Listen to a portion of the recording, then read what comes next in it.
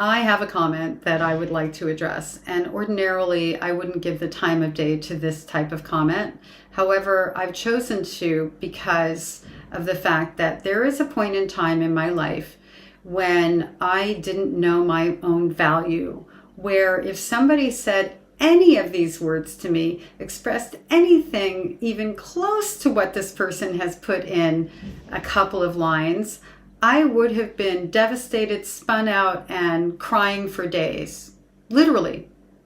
Because I didn't understand that I had value and other people defined who I was. I was living in the world from the outside in instead of the inside out.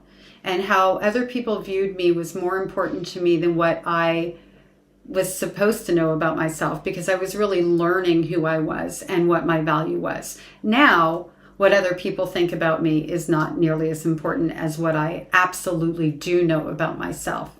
And that's part of healing and growth.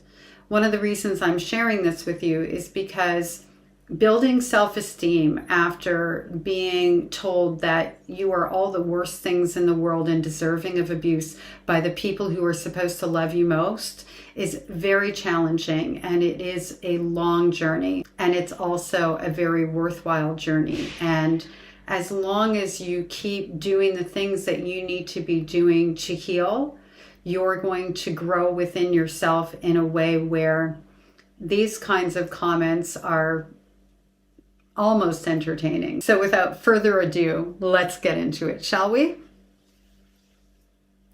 You are a physically attractive woman with a nice pair of fun bags. Woo, thank you. Oh, but I've watched a few of your videos, and I'm pretty sure that the reason you're single over 50, I'm 58, anyway, is because you're severely damaged goods. I can't believe I can laugh through this. That's awesome. And men can tell that in the first 5 minutes of meeting you. Wow, it takes them 5 minutes. Maybe I should send them some videos so that they can make the same determination you did and save myself the time. So because I share my experiences as a trauma survivor, I must be damaged goods, right? It's not courageous or empowering or healing or any of those positive things, right? I am property that is damaged. There are some words I would love to say to you. I'm not going to the place that you are because I don't live by your standard.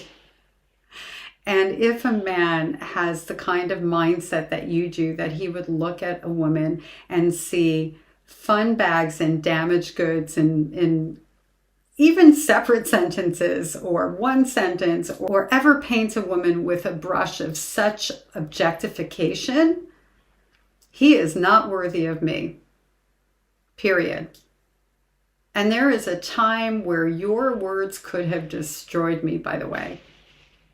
Because there was a time where I navigated life from the outside in. That's what I was taught to do as a small child in order to survive. How other people reacted to me and around me dictated my behavior so that I could stay safe.